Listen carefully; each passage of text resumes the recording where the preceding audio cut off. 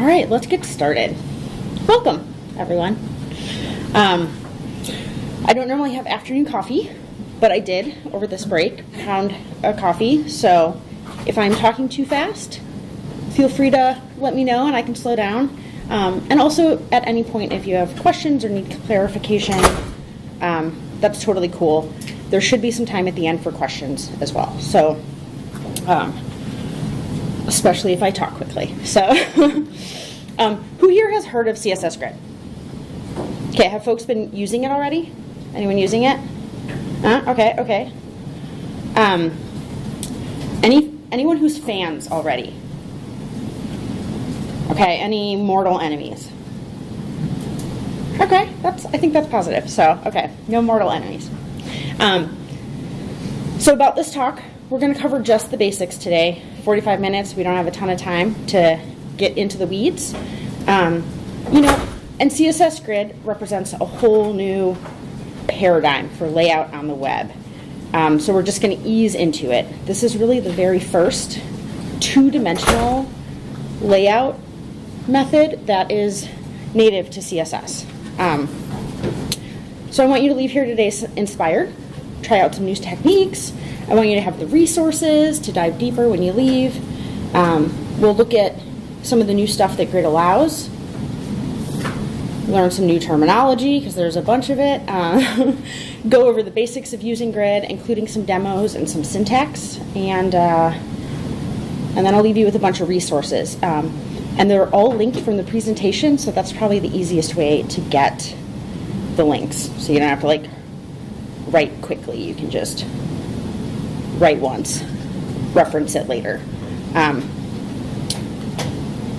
So, did I do it right?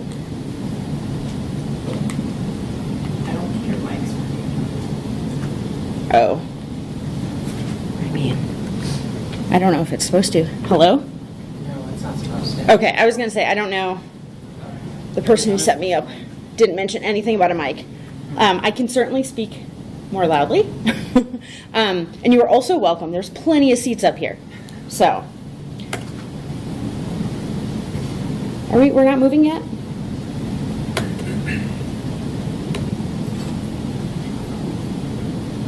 It was working, right? It was. Right? Like we did this already.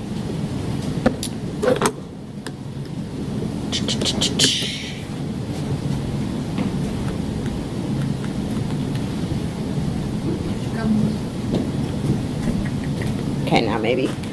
There we go. Thank you. All right, now we are back in business. So hi, that's what we're going to do today. My name is Jacqueline Quintanilla, and I am a big fan of CSS Grid, and CSS in general, honestly. So I'm a front-end developer, currently looking for work, so if you know of anyone who is hiring for that kind of role, you just holler at me. I started making websites a handful of years ago, and so at that point, responsive design was already the norm. As developers, we don't have control over how people are viewing the sites and apps that we make. They're using whatever device they want and whatever browser makes them feel good about life. So you don't have control over that. And I came into this at a point when that was already, pixel perfect design was already kind of a dreamy relic of the past, right? Designers, developers, site owners, you really want that level of control that maybe we had when you were designing for only a single screen size. We still want that control, but we don't get it anymore. The person who's in control of how they interact with our site is the user.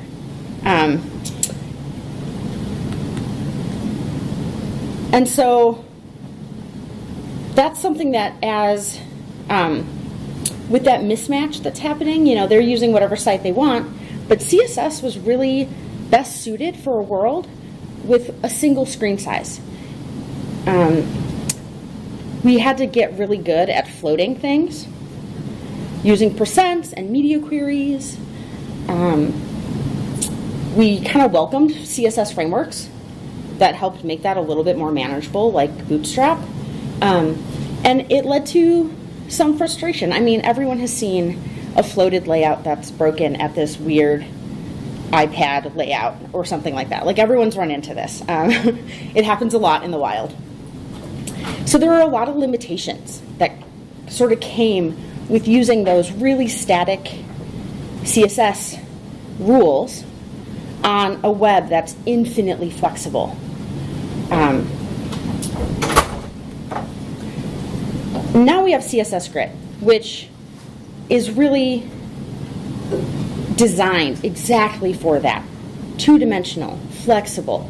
It's made for the modern web where users can be on any device, using any browser, at any screen size. It is another thing to learn. It does take practice to get good at it. It does require that we think about our web layouts a little bit differently than we've had to in the past.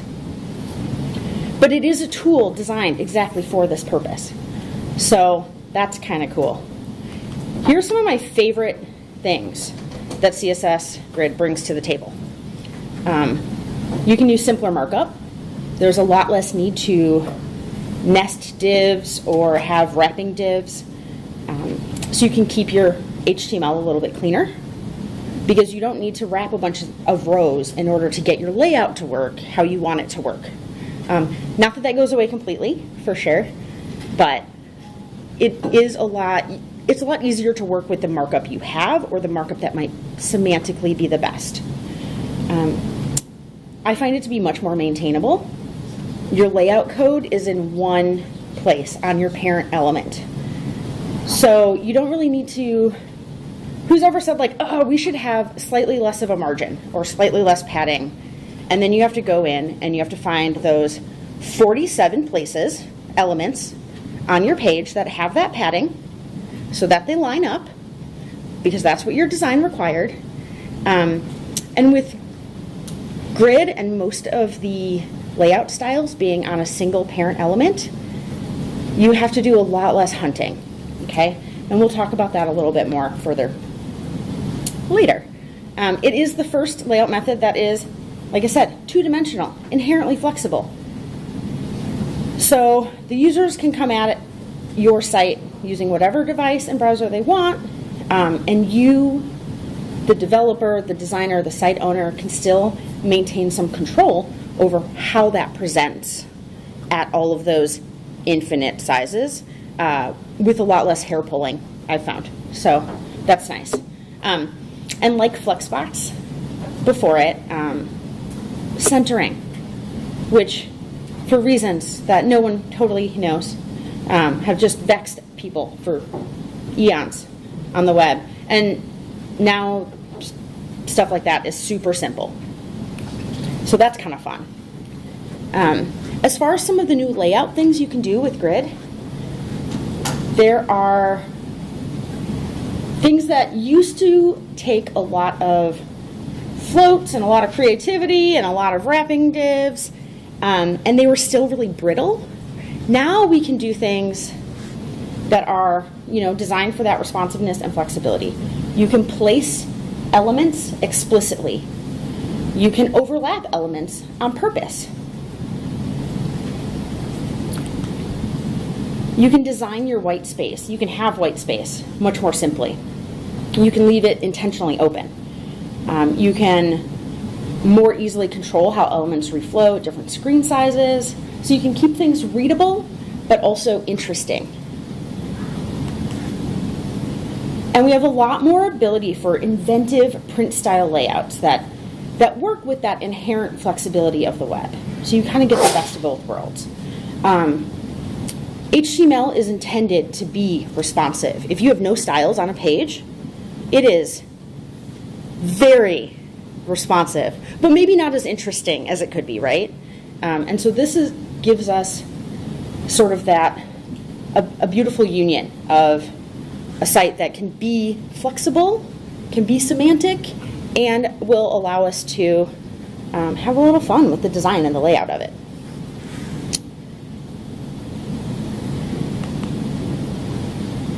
The best part is it's ready now. So we are at about 90% of users. This is a few weeks old, but it's still the same. So I didn't update the picture. We're at about 90% of users who get Grid in their browsers that they're using. So obviously think about fallbacks like you would for any feature. Browsers rolled it out in about 2016, 2017. So it's already been out a couple years. And unlike the Flexbox layout, which a lot of people got burned by because browsers rolled it out slightly differently and with not always compatibly, the browsers have done a good job of working with the CSS working group to make the rollout really smooth and stable, and so that across browsers, not that there are no bugs, because it's all technology, there's bugs, but overall, it should work pretty similarly and stably across browsers. So, should you be using Grid right now? I think so. Absolutely. The world's ready for it. And I think that, like I said, we're ready for it. This is what front-end developers, this is what designers, this is what we've been wanting to be able to do. We can use the right tool for the right job, okay? We don't have to use these non-flexible layout methods on a flexible web. It's going to be much less brittle and much less likely to break. We can let floats float. We can let tables table. And Grid and Flexbox together can handle the heavy lifting for your layout. And when I say layout, I'm talking about page layout or also layout in components. So it's not just for one or the other. It's really a matter of two-dimensional versus the one-dimensional is kind of what to think about when you're thinking about which tool to use.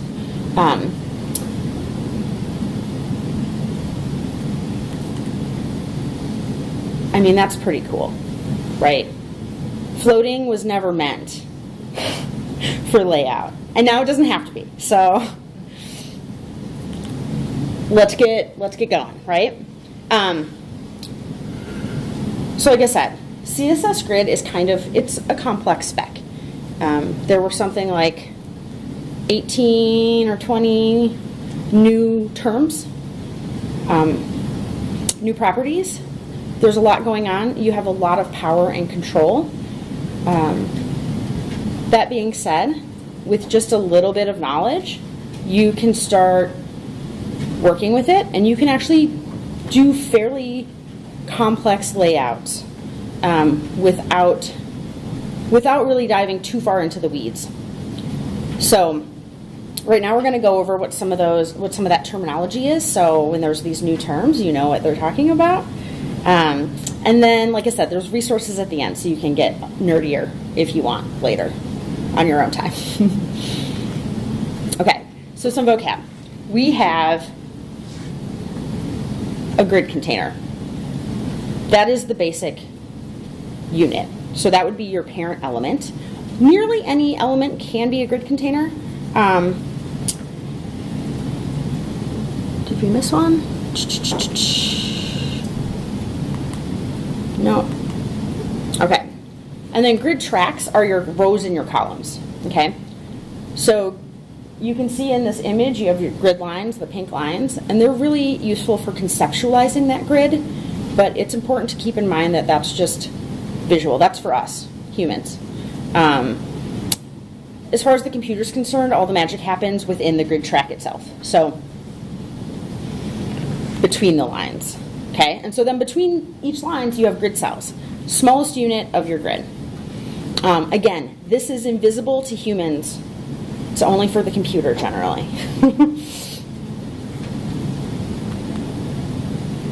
Okay, grid gap. I love gap. If you have it 0, that's the default, your cells will be touching, like in the previous slide. Okay, they're just touching, it's fine. MBD. But you can set your gap to force space between grid cells. Vertical and horizontal gaps can be different. So you can set each axis separately. And remember when I was talking about how all of that heavy layout work happens on your parent container?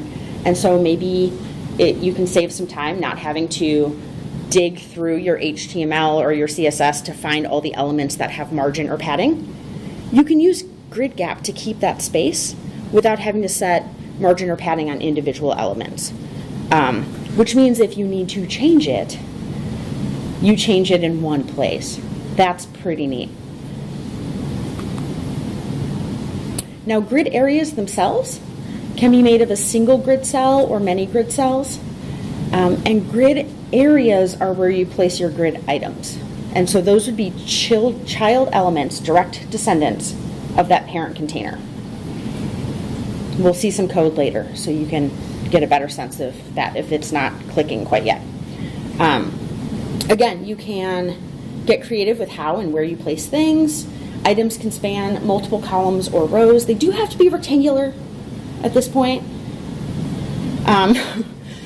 No like Tetris shapes right now. But you can still leave some areas intentionally blank. And so that allows us to do some fun stuff like intentionally overlapping areas. Like I said, leaving intentional white space. You can really be much more design focused and oriented and have less technical limitations when you're trying to implement these designs. And a lot less hours to do it. Like a lot of the stuff you could do in floats, but it would just take more time and effort and maintenance. Okay, so like I mentioned earlier, your grid container is your parent, and then your grid items are direct descendants. They're the child elements, which you would put into a grid area. Okay? A lot of words, a lot of the word grid over and over again. You can nest grids within each other. You can nest with Flexbox. You can have a grid in, like I said, inside of a grid. You can have a Flexbox inside of a grid. You can have statically placed elements, you know, inside of your grid. It's really up to you how that works. The nice thing about that is nesting layout methods can help you get whatever layout pattern you need to match your mockup, right? Now, you have your grid items, which are child elements, but before you place them on your grid, you have to define your grid tracks, right? So we're going to go over some demos that I've put together. There are links to all of them. They're on CodePen. So if you want, you can fork it, you can play around with it, you can do whatever. For these demos, the basic HTML that we're working with, this is the foundation for the vast majority of the demos, is one parent container, 6 divs as direct children. Okay, so now we have this cool HTML, and we want to turn it into our stunning layout. That's just, everyone's going to jump for joy when they see it, right? Okay, so you add that to your wrapper element, your parent element. Boom, you got a grid. It doesn't do anything yet, but it is a grid container. Because the big piece of it is defining your grid, okay? And so here's where your thinking cap comes in, as it always does, right? You got to look at your mockups, you got to draw out your grid. It doesn't have to be 12 columns. It can be, but you're not limited to that. It's however many columns your design and your content calls for. So in this case, this is sort of the super simplified version that we're working with, right? Let's say we have these 2 mockups, right? Think about which columns and rows are fixed size, which are going to be flexible. How flexible are they? How do you want your content and your grid items to reflow on different screen sizes? And once you've sort of thought through that, you're ready to define your grid. So then you can think about your grid template columns, your grid template rows, and your gap. if you want any. Okay, so let's see this in action. We're going to start with a super simple grid, fixed grid. Got 3 columns, all 3 different sizes. First 300 pixel wide, 200 pixel wide, and then the third one's 100 pixel wide.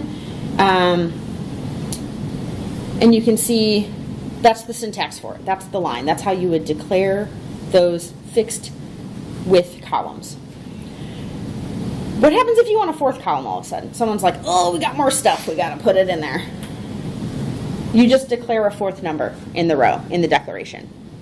So maybe it's 300, 200, 100, 50 pixels. Done. Automatically. 4 columns now. Now, because these are fixed, it's not that magical, right? It's like, you can see they're not squishing, they're not stretching, and they're not flexible, which is generally what we want.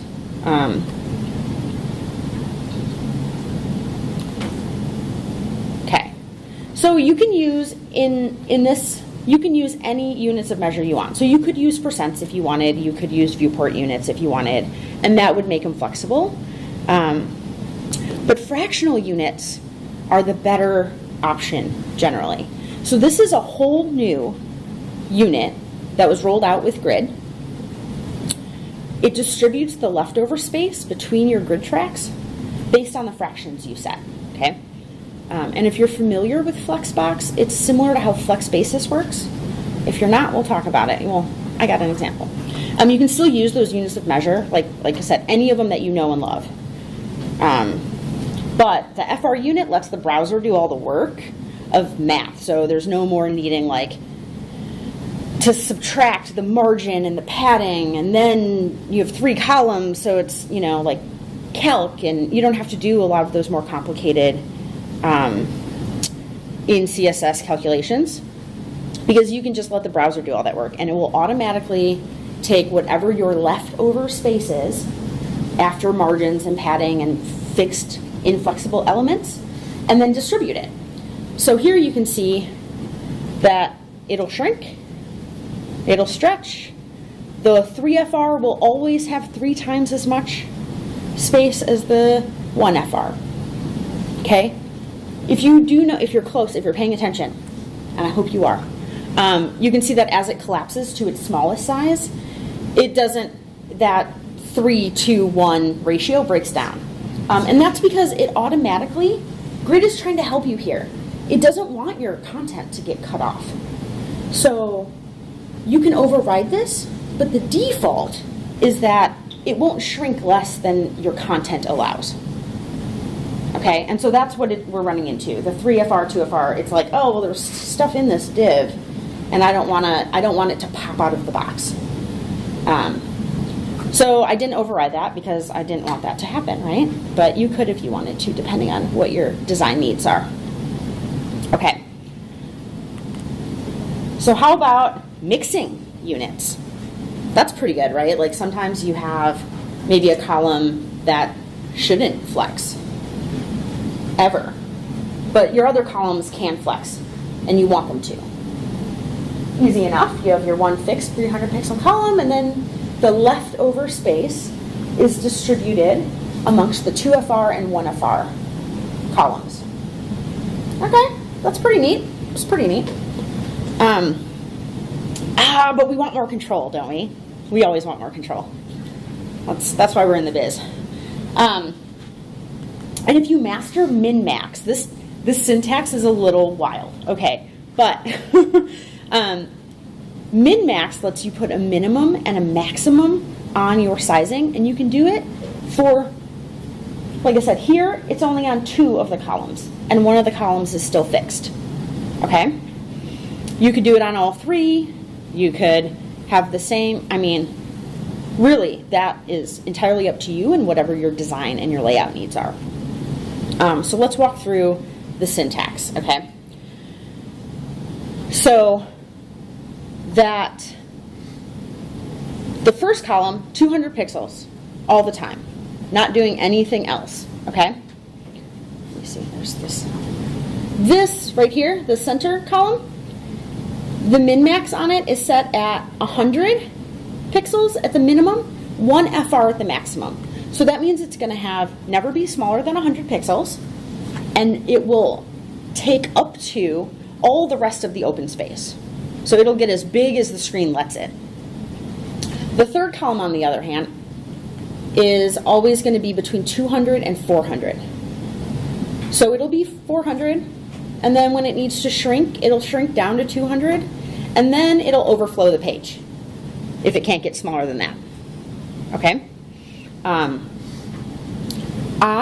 It's really common to mix min-max units. So like this one where it's 100 pixels and 1 FR, that's really common to do syntax like that, because a lot of times you're setting a minimum, which maybe is based on text size, like maybe that's a rem or an M unit, or it's based on just, you know, a like absolute unit of measure, like a pixel measurement. And so that gives you just like a lot of control over how each column will react at all the different like screen sizes and browser sizes. So with this, you can get a ton of control over how your layout behaves without ever needing a media query. Now, obviously, you can still use media queries if you want to mix things up and like change your grid. That's totally fine. But you don't need a new media query for each potential like screen size, you know. Get away with a lot fewer of them, which is also much more maintainable, right? The less code we're writing, the better. Okay, so now we have a shiny new grid. It's very flexible, but there's nothing on it, which means the user can't see anything, right? So let's talk about auto placement. Again, Grid tries to be helpful. It will auto place your content. So it will fill your grid areas. And in this particular example, you can see I've made it a grid item, defined template columns, and defined 2 rows. And then it auto places. It just takes all the children elements and pops them in to each of the grid cells, which is really handy. Okay? But what if someone comes along after you have this is what you wanted, and then, but they add some more content.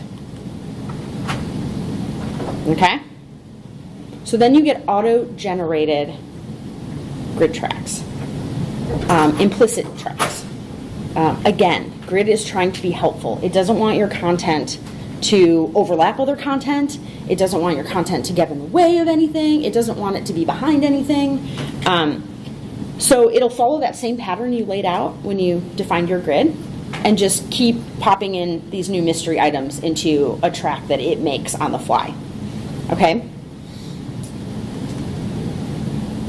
Now, auto placement is super cool and makes things a lot simpler. Like, it's trying to help you. But you probably have a specific mock-up, a specific design that you need to meet, so auto placement's not going to cut it, right? So if you need a way to specify where your items will go, Grid makes that easy, okay? Grid automatically numbers your grid lines. So here you can see the super simple grid, and you have, oh, I hit the wrong button. Okay. Yeah, well, okay, whatever. 1, 2, 3, 4. Grid lines are numbered. You can also notice here at the other end, -1, -2, -3. Same thing on your column, on your row lines, okay? But what happens if, again, you have some magic content that's added after you've left? Okay? Again, 1, 2, 3, 4, all cool, normal. Now you have even more of these rows. But where do your negative numbers start? Okay? Negative numbers rely on the grid that you explicitly build. So the browser is not going to give a negative number to rows and columns that it makes, without you telling it. So that's kind of a gotcha sometimes. But with these line numbers, you can place your items. That's how you do it, right? That's what's happening. So line-based placement lets you specify column line to start on, column line to end on. There's also a span keyword. There's a variety of syntaxes that you can use to get the same result. This is the most basic.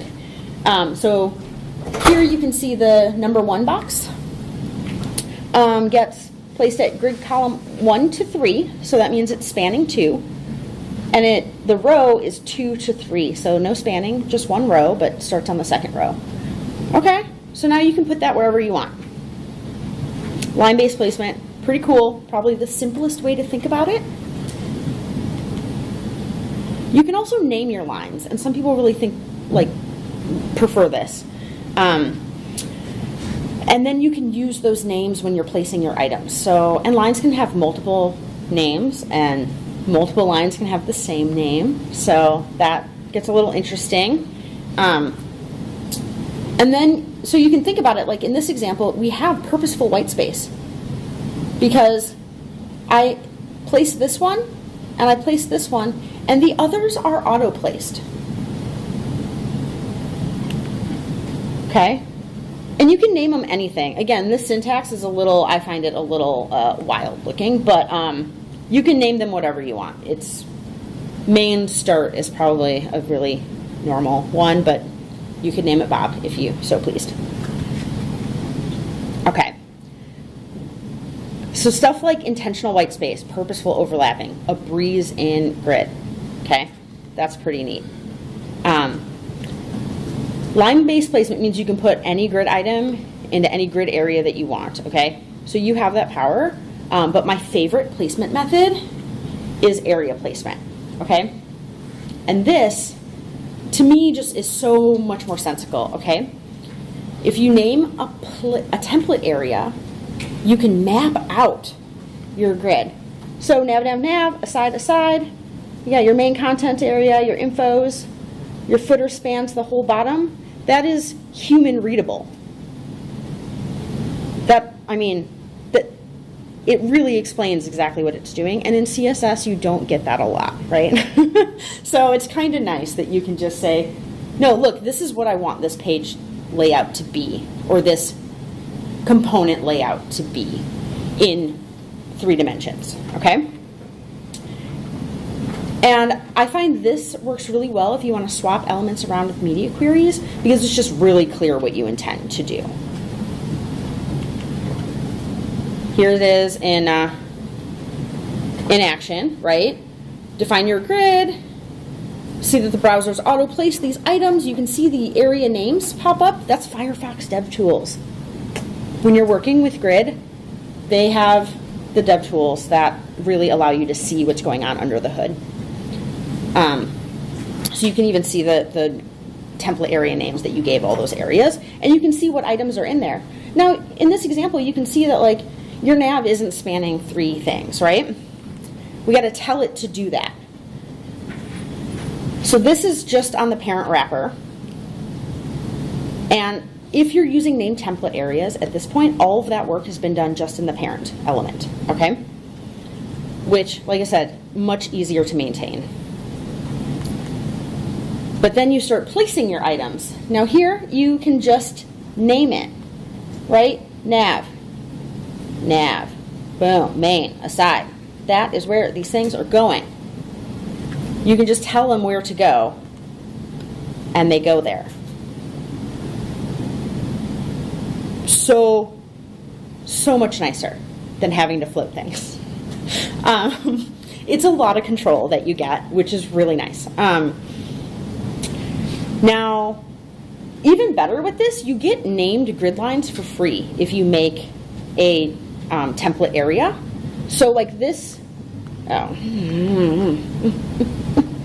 hitting the wrong button. Okay, so like this would have info 1 start would be this line 2, and info 1 end would be line 3.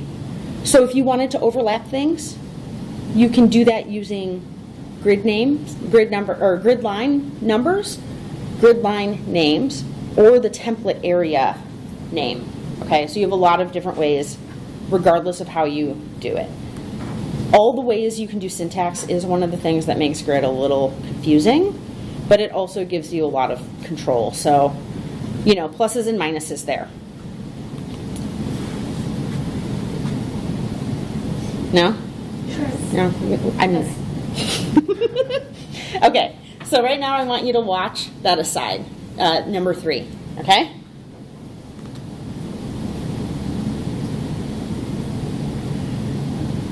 Like I mentioned before, all you have to do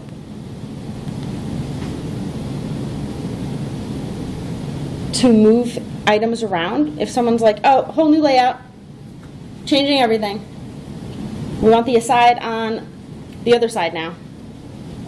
You can just move it in your grid template area declaration. I didn't have to change the grid item placement. I just updated this, moved aside from the front to the back, and the browser did the rest. Yeah? What if for the first row where you have nav, you just had nav specified ones? Would it still take up the whole area, or would it take up the first? I think it's designed to take up the first, but that would be a good thing to experiment with. Because, yeah, I don't know offhand.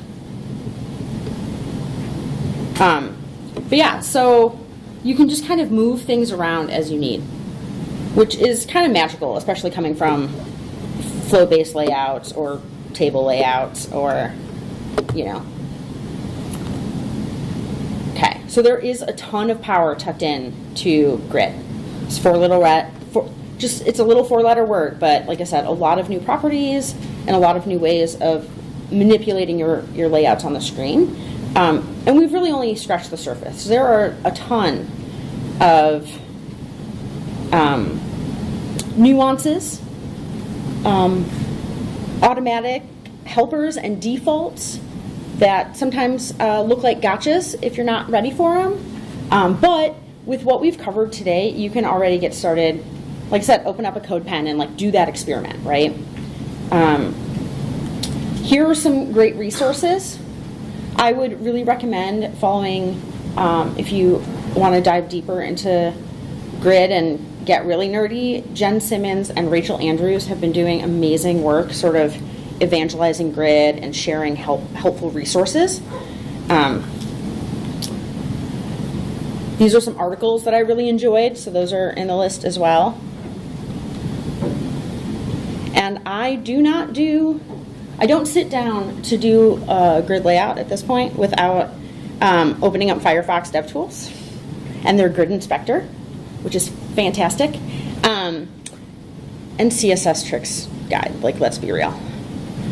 Because then you don't have to remember all the like nuances. You can just get your refresher on the fly if you're trying to justify things or modify things. So I want to say thank you. I'm really excited to see what people build now that we're able to make these new, potentially more exciting layouts with like less developer hours. And if you have any questions, lay them on me. Anything? Like I said, it's a super brief presentation, but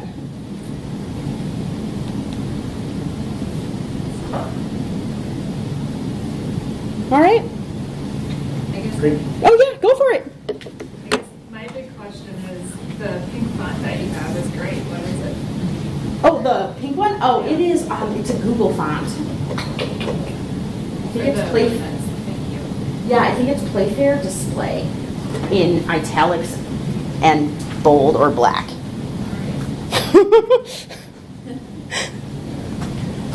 Anything else? All right. You guys are the experts now. Go forth.